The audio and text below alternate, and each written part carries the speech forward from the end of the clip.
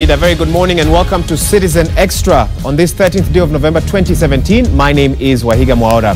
Indeed, we have a video over the next 3 hours.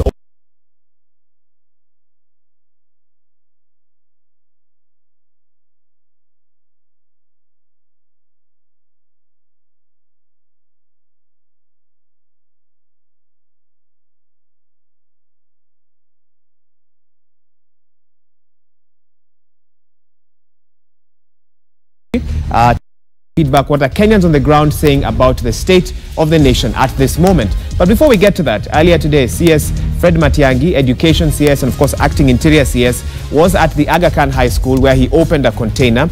Now the candidates there are doing math paper 1, and he took that opportunity to talk about some incidents of cheating that have taken place. Let's listen to what he had to say earlier this morning at the Aga Khan High School.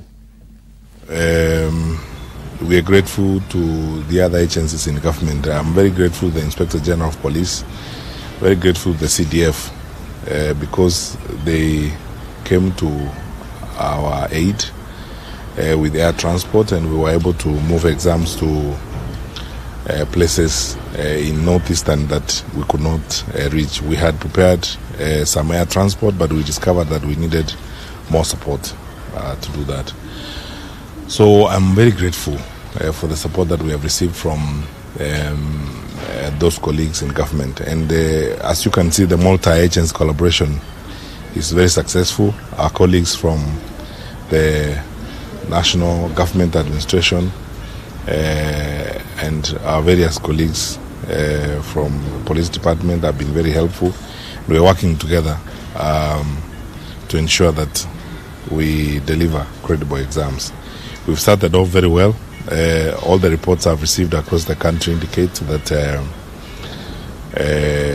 exams have been dispatched, and our children have embarked on their first paper this week, which is mathematics, paper 2.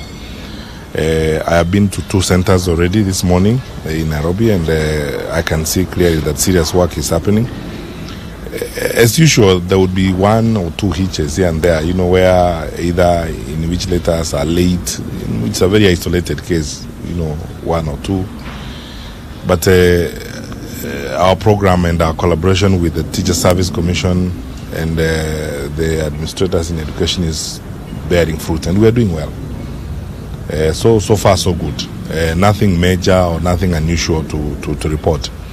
As the chair of council said yesterday, the chair of NEC of Samagoa said yesterday, where we have seen attempted malpractice or cases where either center managers or supervisors have opened papers early, they have tried to address that problem. But as I said before, we will follow the law very strictly. We will not do anything to compromise the credibility of exams. We will follow the law very strictly. The Kenya National Examinations Council has taken certain measures I'm aware of in respect of 1 or 2 candidates. And we, the Ministry of Education, are going to take action on 1 or 2 centers where we have reason to believe that the regulations have not been followed.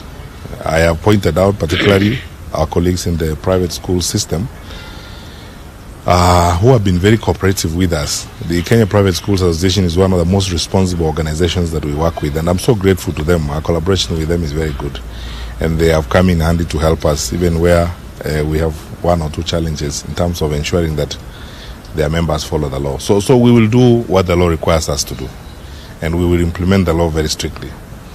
Let me say this politely but firmly: we will not accept any individual or any institution to interfere with the credibility of the exam. And where we come across that, we will be ruthless. For example, there is an examination center in Nyeri County, which we have been investigating since last week. When the investigations are concluded, it is likely that we will deregister the school. Because if the suspicions we have and the reports we have so far are confirmed that in that center there were 2 attempts to open the exam earlier than scheduled, we will deregister the school. We are not going to give excuses and play games with the lives of our children. As I said, we will implement the law very strictly. And this covers all of us. So there have been 2 attempts at exam leakages? There has not been a leakage. I'm not aware of any across the country. What we broadly describe as malpractice cases where either center managers or supervisors opened the exam earlier, 30 minutes or so earlier than they expected to. But we've been working with all the security sector agencies, all of them.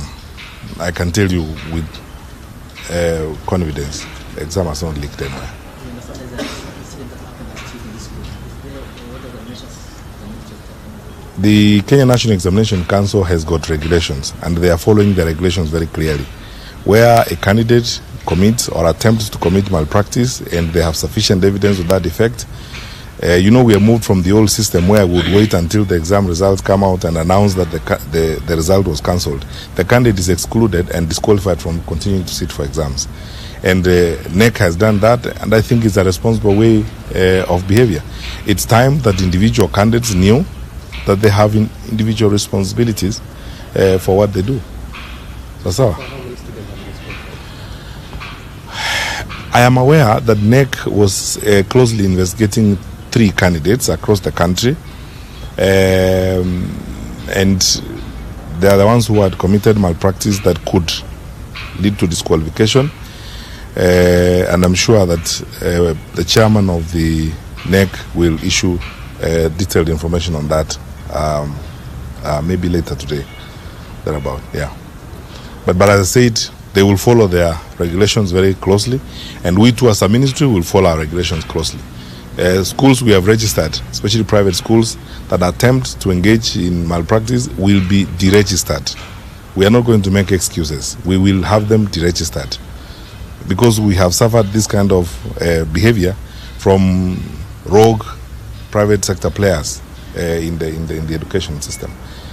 Fortunately, we work very well with the Kenya Private Schools Association, and as I said, they are one of the most responsible organizations that we work with, and so we consult very closely with them on all issues. And if any one of their members is involved in that, we'll let them know, and we worked very well with them. They are involved in monitoring exams. I was in South Rift last week with members of the Kenya Private Schools Association. They are involved in what is going on, and they can see what we are doing.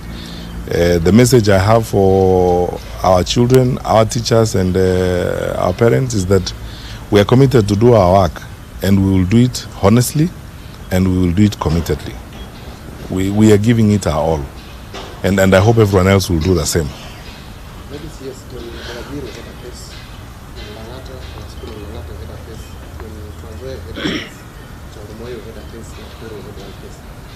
What could be the reason, despite all these tough rules, that these people are still engaging in such practices?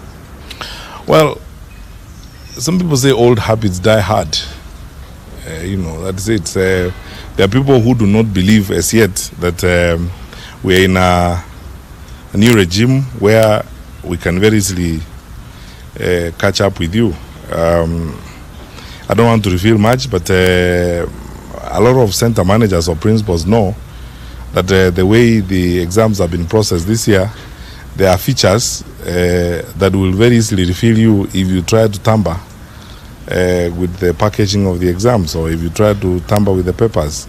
It will be very easy for NEC experts to know exactly what has happened and what you have done, and they catch up with you.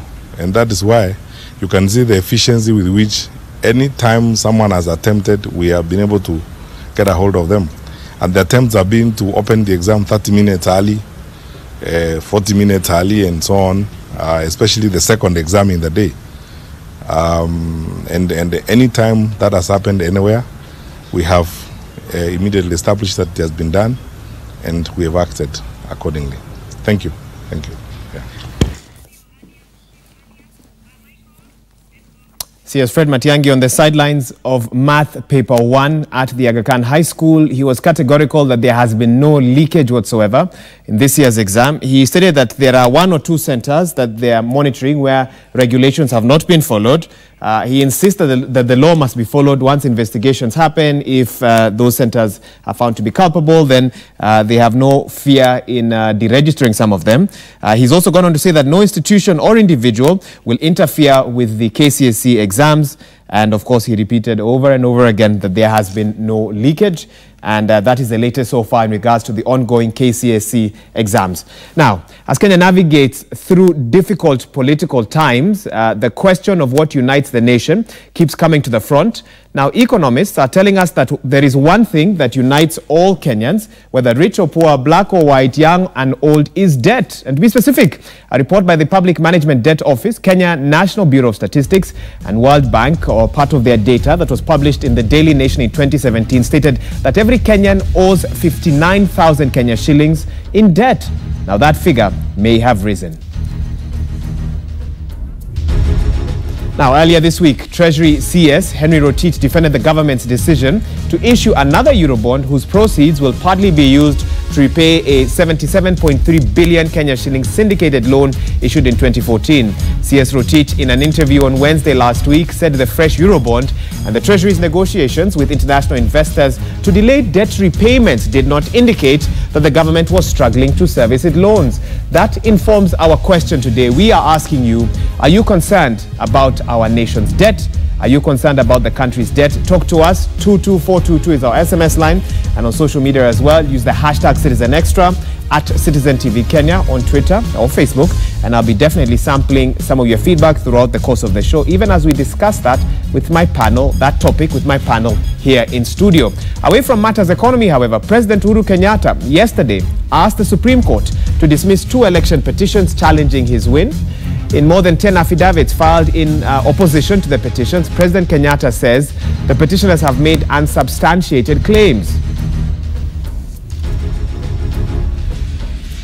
And in addition, the Electoral Commission, the IEBC, has described the queries lodged at the Supreme Court about the repeat presidential election as misplaced and ill-conceived, and asked the court to throw out the cases at the petitioner's cost. IEBC said the National Super Alliance and their leader Raila Odinga, who withdrew from the October 26th election, that withdrawal was not properly done, and its decision not to hold elections in 25 constituencies was backed by the law. Today, the petitioners, John Jomue, Helef Halifa, and former Kilome Member of Parliament Harun Muau, among others, have a chance to respond to the respondents. In addition, anyone who wants to be enjoined as an interested party or amicus curiae can also make their application before 5 p.m. today. We'll be taking a look at Supreme Court matters later today with a team of advocates here in studio.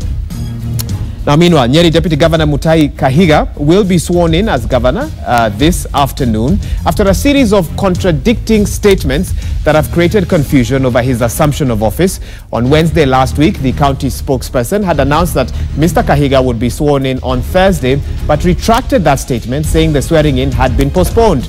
We'll be talking to our Nyeri correspondent, Martin Munene, as that county faces a leadership transition after the passing on of Governor Wahome Gakuru last week.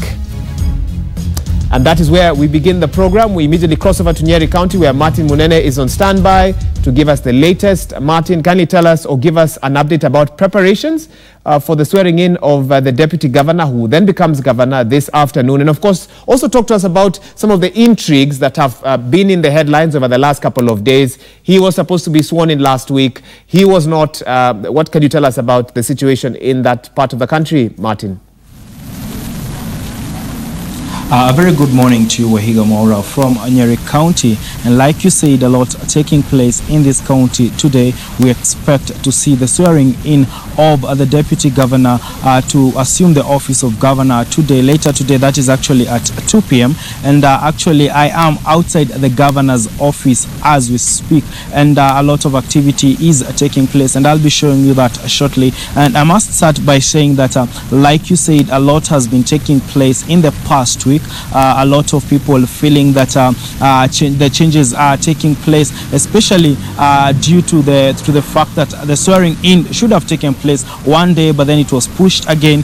But we've received communication from different leaders. Actually, the Deputy Governor himself saying that he would have preferred to be sworn in after the late Dr. Wahome Gakuru was laid to rest, but he was prevailed upon by leaders in the county that he should actually be sworn in in much earlier. And yesterday we saw a statement coming from across the political divide, even including actually a former senator, that is Mutahi Kagwe, just coming in and actually saying that there is need for this man to be sworn in and actually pledging his support. It's important to know that he was actually in the race for the gubernatorial seat earlier before the August 8th election. And also members of parliament from this county coming out and saying that they support the swearing in. The county assembly speaker also coming out and saying that they stand behind Mutahi Kahiga.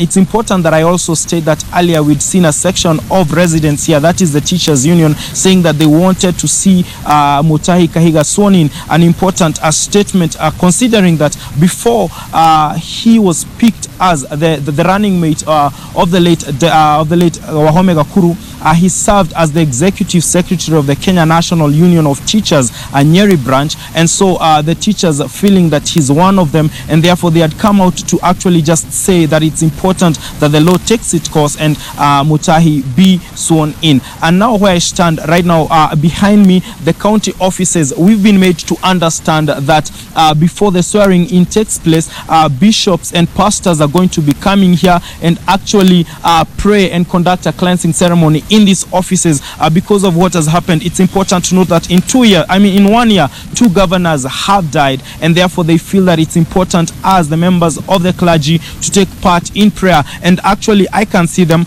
they're quite a distance from where I'm standing, but at the gate, if my camera person can just help you see, you can see at the gate members of the clergy actually lining up to receive the deputy governor and other leaders as they come to conduct the prayers they had said they want to conduct actually in the offices before the ceremony takes place. And also close to where I am standing, if you can follow me kindly, Emilio, you will see that on my right preparations are going on. This is where the ceremony, the swearing in ceremony, will be taking place later today, that is from 2 p.m. today. And I must also say that this is where just a few months ago Governor Wahome Gakuru was actually sworn in, and just about a week ago the members of the executive or the committee, executive committee members of the CECs were actually sworn in here. And this is where Deputy Governor Mutahi Kahiga will be taking his oath of office later today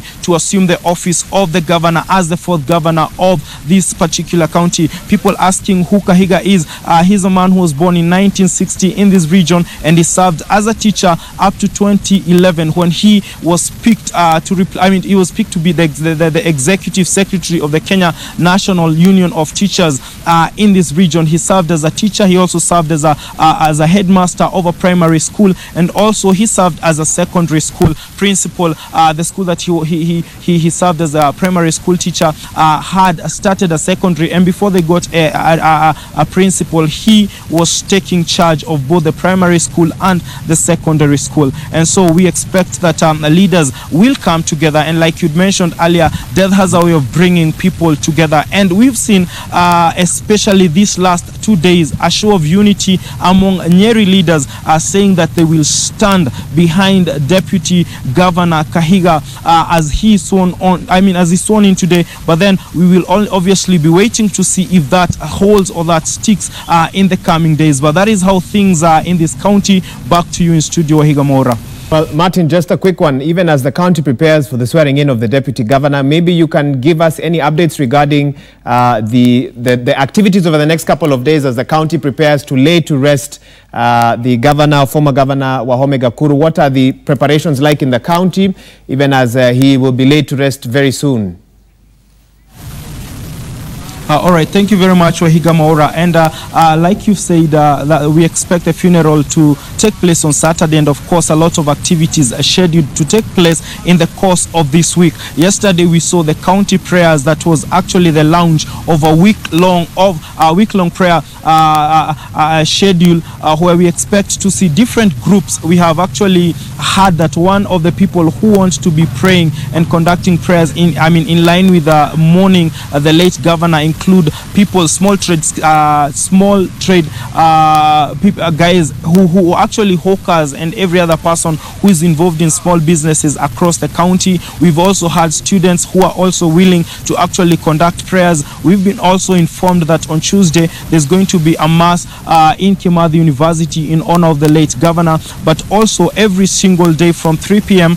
Leaders are meeting in a hotel here, that is Green Hill Hotels, every single day, and their meetings to strategize to ensure that burial plans are intact. And at his home, we were there yesterday and we saw that prayers are also ongoing. Family members, friends, neighbors also gathering at their home from about 5 p.m. every single day for prayer, and also just to just comfort the family and also prepare for the funeral. And also I must say that those are just two levels of the preparations that are taking place. We also been made to understand there is another level that is at the national level that the COG is taking charge of, and CS Moshero also taking charge of those arrangements, because we understand this is going to be a state funeral. And so as we speak, Kahiga, we have those three tiers of funeral arrangements taking place concurrently at the national level, at the county level, and also at the family level. So we're going to be seeing a lot of activities take place, meetings taking place daily in the town and also at home and also at the national level in Nairobi. Thank you, Martin Munene, for that comprehensive update, reporting from Nyeri County, just letting us know the latest in regards to burial plans for the late Wahome Gakuru, and also the swearing in this afternoon of Deputy Governor Mutahi Kahiga as well, just giving us the latest in regards to that. And of course, we will go back there for more updates as and when more happens at the county offices, where we are told some members of the clergy are about to lead some prayers for the county government in regards to the fact that 2 governors have lost their lives this year alone in that part of the country. Now, let me briefly introduce my guests in studio. They are here to talk matters of the economy, but I want to get an update from one of them regarding what is happening in Nyeri. Let me start from the far right, Maurice Oduor, Investment Manager, Saiton. Welcome to the program. Thank you. Right, and right next to him, Harun Washira, a social entrepreneur. Welcome to the program as well. Thank you. Harun, it's you that I want to get a comment from. Pat from Nairobi says, in regards to what is happening in Nyeri, what Nyeri needs to avoid wrangles and to identify with their governor is a new election. That is what Pat feels. He says, okay, he or she, again, it's a unisex name. I think 5 years is a very long time for a man to govern without direct mandate from the people. Nevertheless, it is the constitution. Good luck to Nyerians. I can allow you just to make a brief comment on that. Okay. Well, my humble take is that he actually does have a mandate from the people, because those two people campaigned together. They crafted a vision together. They selected an executive together. And I think he should be given a chance, as the law says, to execute that mandate. If he doesn't execute it, it will become visible and he will be removed in the next election. But I think it is not fair to say he does not have a mandate. Okay. He was selected because he was strong enough to back up the governor when they campaigned. Should it be worrying that our constitution did not envisage what would happen if a governor passes on, a deputy governor takes over, and there is no provision for now somebody else to be sworn in as another deputy governor? No, I think the constitution is right that, that in the event that the governor dies or leaves office, the deputy governor takes over. That's why they are campaigning together. So who then becomes the deputy governor? Now, I think that is where we have some kind of a lapse, and I think it's being addressed by the Senate. As far as I understand, somebody did not think that once you have the deputy governor taking over office, that there should be another deputy. And I think that will be rectified pretty soon. Okay. Thank you, Harun Washira, for that. Let's now cross over to Eldoret, Uasin Gishu County, where John Wanyama is on standby. We now want to switch gears and talk matters economy. Debt has been a big talking point this past week. We know that press briefing by CS Henry Rotich, where he spoke about the state of debt in the nation, hinted at possibly looking for another Eurobond next year, and also the extension for a debt that Kenya was due to repay this year, that Kenya went back to its partners to ask if they can repay that debt next year. And of course, that raised a lot of questions. Economists giving different views. Is Kenya in a good place in terms of how it's managing its debt to liquidity and so forth? And that's something that will be discussed with my guests here in studio. But I want to cross over to Uasin Gishu County and ask residents of Eldoret through John Wanyama, who is our correspondent there. Are they concerned about Kenya's debt? There are those who've asked, is Kenya broke? What is the take of residents of Eldoret? John Wanyama. A very good morning to you, Maura, and indeed I'm in Eldoret town, Uasin Gishu County, and here, Maura, as you've said, residents here have mixed reactions on the same issue, but a majority of them are saying the government is on the right track, because as you remember, they are saying if the last Eurobond that the government took went and did the job that it was supposed to do, then there is no any problem for the government again to go back maybe to those countries to look for other Eurobonds so that it can come and boost our economy. They are also saying, Maura, that remember, Kenya has been in a very long period in the politics, and that time we were in politics, and remember also this the only country that the court null the presidential result. They are saying that we have been in a very long period because of these elections that have been around and politics, and that that money that the government was supposed to collect, they didn't collect, and that they are in support for the government to go outside to borrow for another Eurobond so that it can come and do more development in our country.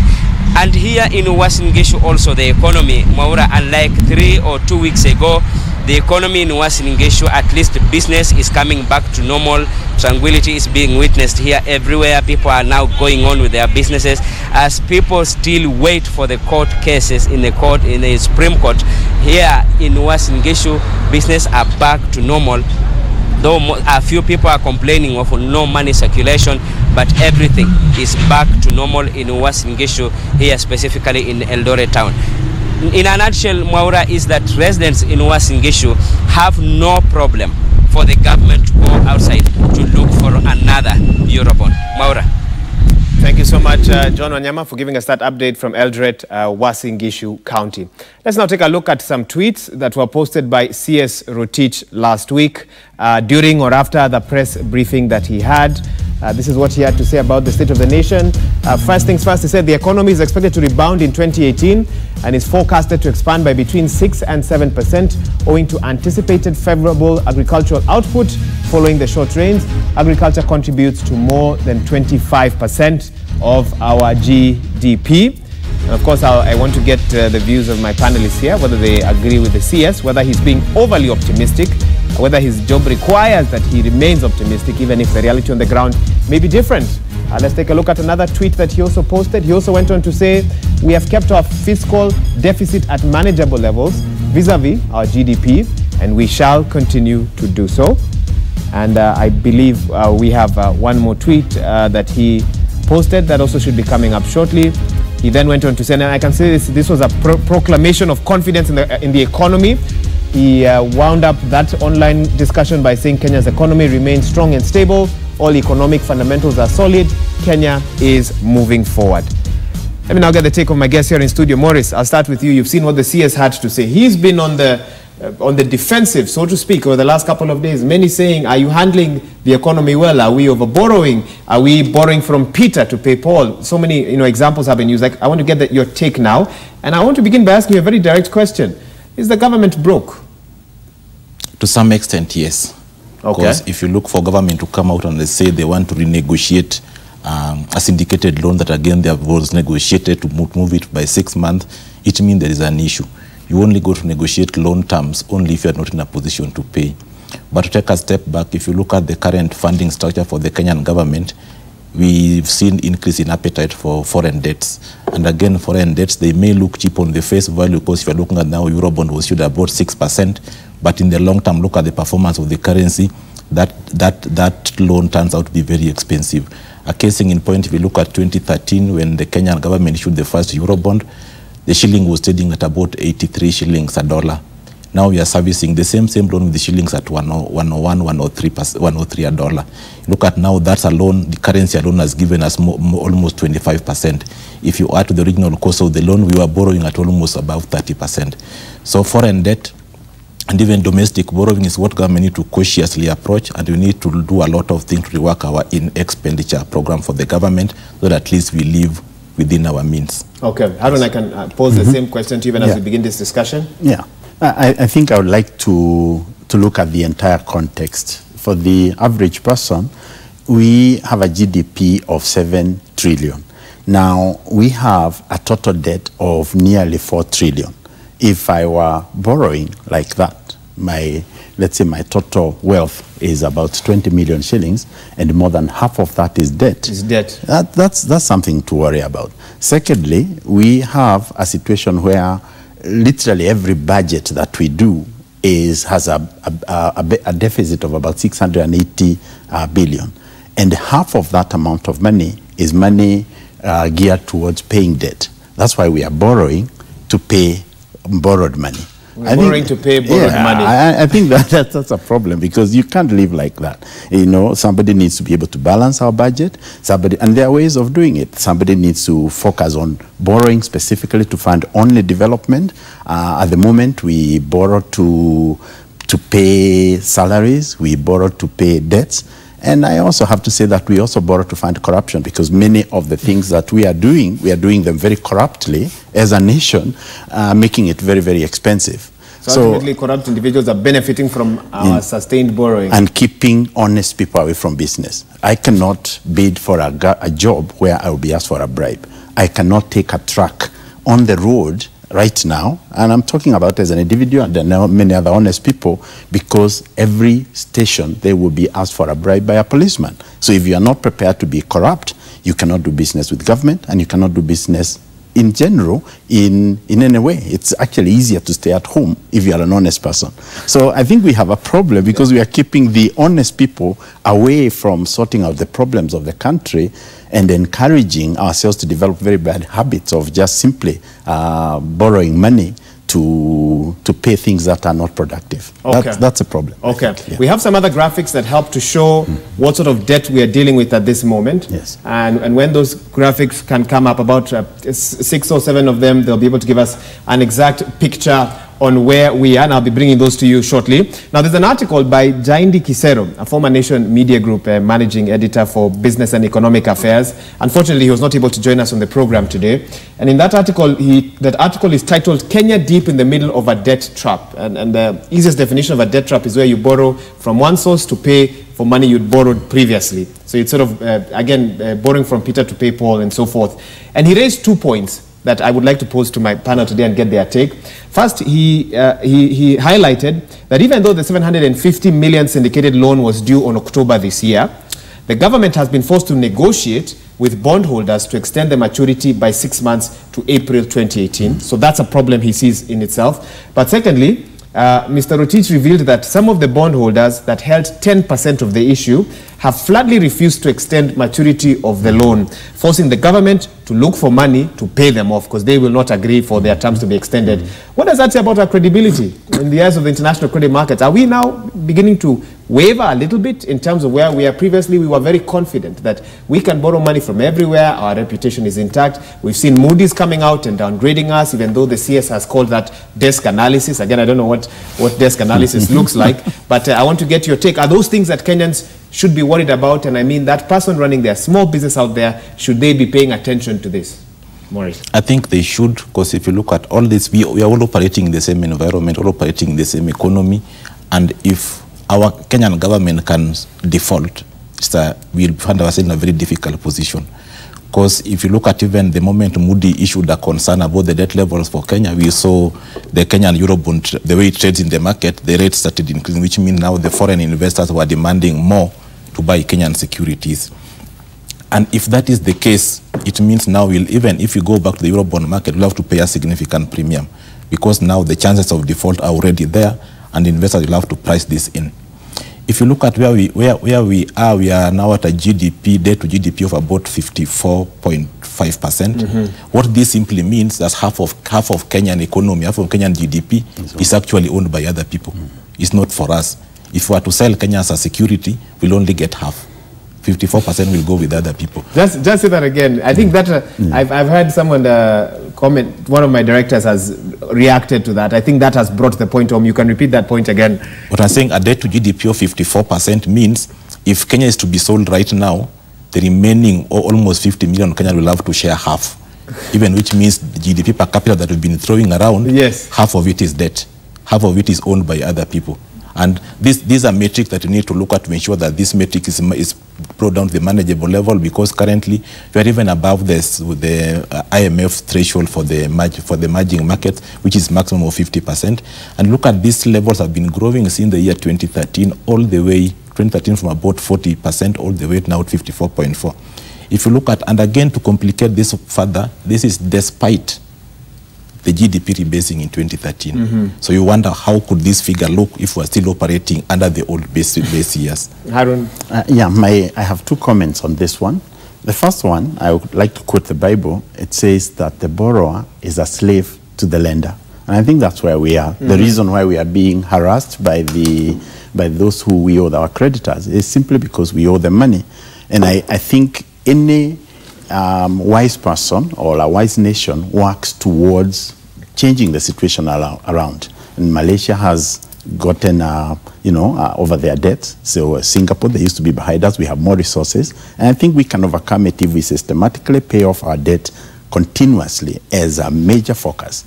The second point I would like to add is that in addition to more than half of our debt being, our GDP being owned by other people, 10% of the richest households in Kenya control 44% of our GDP. Wow. That is a statement of indictment, I think. Almost half of our GDP. Yeah, almost half of our GDP is controlled by 10% of the richest households. So when CS Rotich and others tell us that our economy has grown, we are growing the wealth of the wealthiest and increasing the inequality. And that's the reason why you have so many people complaining. They say, we don't see government at our level. Because although the economy will grow at 6%, as he has said, at that same time, the poorest of the poor will have a major problem because the currency has depreciated. We are dependent on imports. Things are becoming more expensive for them, and the opportunities for their own income is diminishing. So I think the issues that we have require that the government actively now begins to talk to its population. Before you borrow, let's talk about what that money will do. They need to consult. Consult and create forums where we can actively discuss what will be done with the money that we are borrowing. Okay. Yeah. You've mentioned that you think there should be a key focus now should be on debt repayment. Yes. What does that mean when a nation begins to take debt repayment seriously? Is that when you see a government halting projects it had promised the population it would implement to focus on debt? For example, we know that there's a new road being worked on between Nairobi and Mombasa that's set to cost, I think, over 300 billion or something to that figure. Is it a time when now the government needs to sit down and say, wait a minute, are there certain projects that we need to put on hold, even though we promised the country that we would deliver, and then focus on debt? My take on that one is that, first of all, it needs to mean that we balance our budget. When we present to the Kenyan people that this is going to be our budget, it needs to be balanced, period. No shortcut, just make sure it's a balanced budget. Number two, it needs to make sure that whatever developmental activities we are focusing on should be done extremely efficiently, and they should be arrangements that can bring about additional income to the country. I'll give you just one, I think two examples, Wahiga. Our cost of construction for roads per kilometer can be brought down very, very dramatically. I don't think we have a chance to talk about that one here in detail, but it is possible to bring down the cost of building. When I used to be chair of a water service board, I brought down the cost of sinking a 300-feet borehole from 6.5 million Kenya shillings to 1.5 million Kenya shillings. The same borehole, because of eradicating corruption. So if we begin to talk about... corruption cost almost, what, 80%? Not 80%. We're talking about something like 300-400%. Corruption is the most expensive cause of why things become so expensive for us. So we can execute the same development programs, but efficiently, meaning that we are cutting down that cost very, very dramatically by eliminating corruption. That takes a very, very, very bold president, CS, other people who are involved, because you do that at the risk of your life, I can guarantee you. Wow. Okay, I'll come back to you to carry on. We'll be crossing back to Nyeri County, where I'm told the prayers have begun at the county government's offices, even as the clergy take time to pray for the county government It's been quite a worrying time for the county of Nyeri, having lost 2 governors within the same year, and we'll be getting that update shortly from Martin Monene. But before that, let's take a look at some of the statistics around where Kenya is in terms of its current debt status, and those should be coming up on your screen. And even as we... so there we go. The maturation date for the $750 million syndicated loan taken in 2015 has been extended to April next year to give room for a refinancing plan. Again, a lot of commentators see this as worrying, but you have to ask those who lent you money. In a nutshell, please give us more time for us to pay you back as we figure out how we're going to get that money. That's pretty much what I get, and of course my guests in studio will hopefully be able to add to that. Let's take a look at what some of the other issues are around Kenya's debt. Let's have the next graphic on the screen. All right, here we go. There we go, coming up on your screen. Kenya looking to issue a fresh Eurobond in the coming year. Is that necessary? Should we be looking at this differently? That is what some commentators are asking. Meanwhile, just to take you back, remember in June 2014, Kenya issued a debut Eurobond worth $2 billion. That was oversubscribed, and of course at that point the country very confident that international lenders now see Kenya as a prime nation by which they can lend to, because Kenya's status, Kenya's ranking by various agencies was quite high at that time. But of course there are those who say then that that was not something that Kenya should have gone into with the rush that it did. And of course, borrowing in dollars, what happens when our currency doesn't do well against the dollar? Will we now be forced to repay more? I believe that's a little bit about what Morris was alluding to. And finally, I think we have one or more that should be up there. Proceeds from that 2014 Eurobond were partly used to retire a 600 million syndicated loan. In a sense, borrow from one hand to lend to the other. My commentators in studio laughing. And in March 2017, this year actually, Kenya borrowed 82 billion Kenya shillings in a syndicated loan. This they took from 4 banks. So basically, a nation that has been borrowing from different sources, local sources, international lenders, and even Chinese banks as well. When you look at the SGR and how it was funded, I mean, it is a lot. Definitely a lot to think about. And I want to get some updates now from my guests. I can allow you to comment on those graphics. But more importantly, some of our viewers are watching us and wondering, translate the big terminologies that you are using to explain to me how this will affect me. Should I be worried about what's going on? Or is it just a discussion, nothing that will impact me directly? And of course, you can talk to us on 22422. Let us know your take on the state of Kenya's debt. What do you think? Should we be worried or not? And on social media as well, I'll be reading some of your feedback in the course of this program. Morris? I think if you look at the statistics, when you see an institution start dancing around maturity debt for an instrument. Is that how you describe it, dancing around? As in just playing around with it, it means they don't have the capacity to pay. That's obvious. And again, what complicates this one further, you talked about Eurobond that was issued in June 2014. Yes. It is maturing part of it is maturing in 2019. Yes. That's again almost less than 2 years from now. And again, there's another one, because they were issued 2 of them. One was a 10-year bond that was issued again in June, will mature again around June 2024. Then again, the government went ahead and did another tap of about $0.7 billion. As again, the total is coming to about $2.7 billion that Kenyan government did in the Eurobond market. If you take all those and put them together, plus the local borrowing, a common man should be concerned about these statistics. Because what it means, first of all, with the current operating environment, banks will be competing with you in terms of access to loans, which means an institution will prefer to give banks, government money as opposed to loaning to individuals. Again, will complicate further the credit to private growth to credit to private sector. Again, which means institutions and private businesses will not get opportunity to get money to fund the operations. What will the effect of this? Again, Kenya Revenue Authority will not collect enough. They'll again be forced to go back and borrow. So we are sort of in a cycle that again now, what we need to do, we need to take bold and painful decisions to ensure that we manage this. When you ask another question, that when the government starts considering now on the payment of the loan, should we be concerned? We should be concerned, because what next we're likely to see, if government is serious, we're likely to see a number of austerity measures, a number of cutbacks in terms of the project they're supposed to carry out. We're likely to see there's again now talks in terms of erection of toll stations along the highways. And we are taxpayers. We are financing this project. Why should we be taxed twice? We've already given out money from our income to fund these projects, and again, they are going ahead to take these toll stations in the highways. Again, we'll be paying.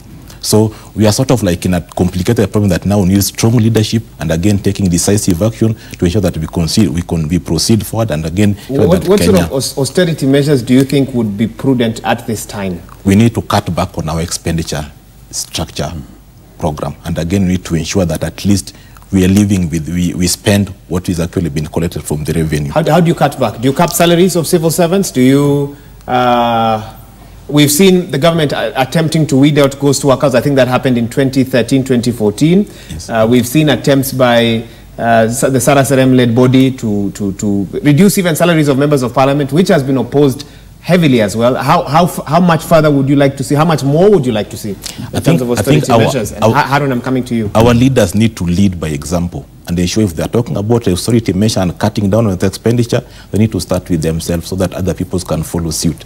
And again, if you look at, there's also we look to cut down on all the travel allowances and all those that these offices are continue using. Figures were out last year about almost $1 billion that was spent on all this.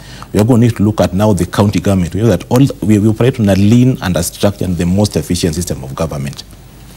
I need to come to you to talk about county governments. I'll come back to you to talk about that. Harun, you can come in now. Yeah, I think I agree with what Morris is saying, and I would like to just overemphasize the point that the average person will be affected very dramatically, A, by extra taxation, and B, by not getting the services that he was expecting. If a hospital was being built and the government now has to prioritize on paying a debt to somebody who is not going to agree to it, the government will first of all pay that debt. So the average person is going to be affected. In terms of what the government needs to do, surprisingly, actually, I'm much more confident that this can be done much more easily. It is possible to balance our budget, for sure, 100%, if you focus on executing things more efficiently. Okay. And then doing the kind of developments that stall the possibilities of trouble elsewhere. Instead of building a very expensive structure, for example, for providing water to the Pokot, if you did a sand dam for 1.2 million shillings, yes, that sand dam will hold water for 10 years, and the Pokot will not lose their cows, and therefore you will not need to come back and replenish the animals. Okay. Yeah. You allow me to interrupt you. I'll come back to you to give you a chance to talk about what are some things Kenya needs to do right now to make our developments cheaper and so forth. But for now, let's cross over to Nyeri County, specifically to the county government offices, where I'm informed prayers have begun. Let's listen in this afternoon. Deputy Governor Mutahi Kahiga expected to be sworn in, but of course, prayers preceding that. Let's listen in.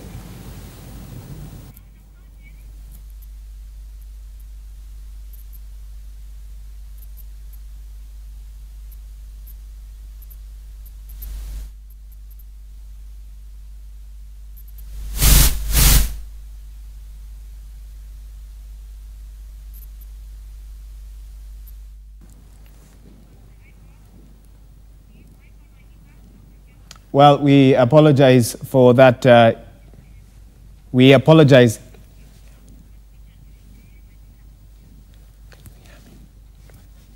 Well, we apologize for that technical hitch. We are facing a challenge with our sound, but those are live images now. Members of the clergy, we can see Mutahi Kahiga there, the deputy governor.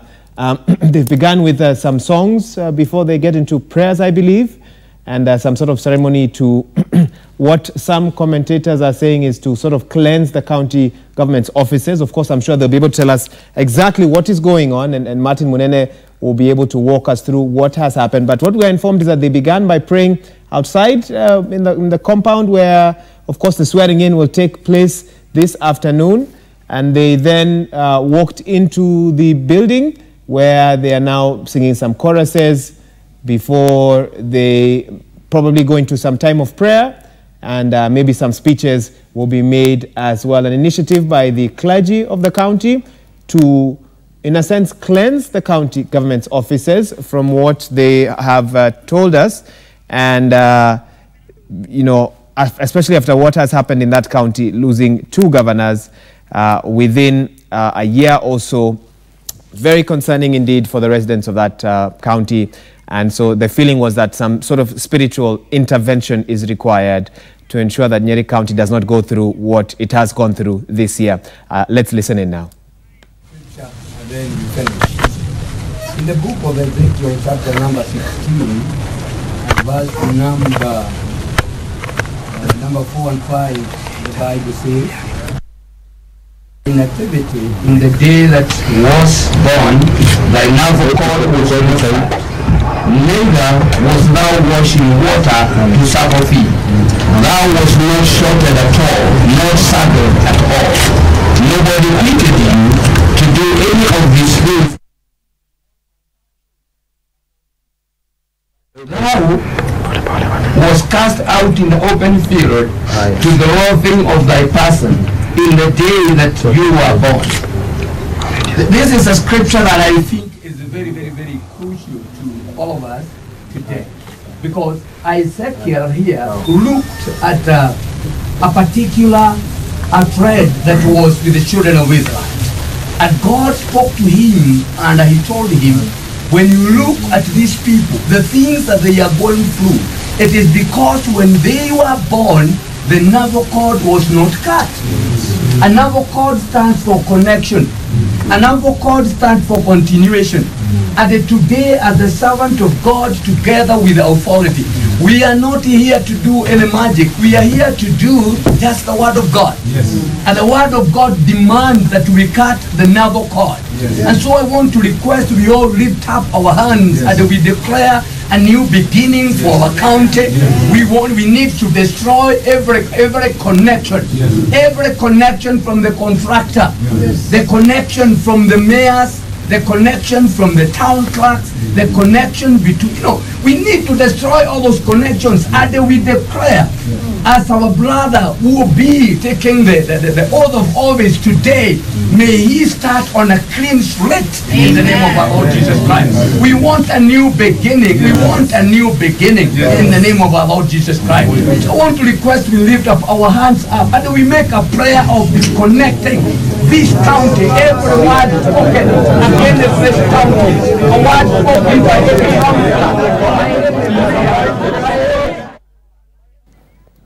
Well, straight into a time of prayer, even as the clergy there intercede for the county and, of course, for the deputy governor as well. He will be, is expected, of course, to be sworn in this afternoon. This was supposed to take place last week, but there seems to have been some sort of attempts to block that process or delay that process from happening. Nevertheless, a lot of leaders have now endorsed Deputy Governor Mutahi Kahiga, and it is expected that this afternoon he will be sworn in just outside those offices where those prayers are taking place.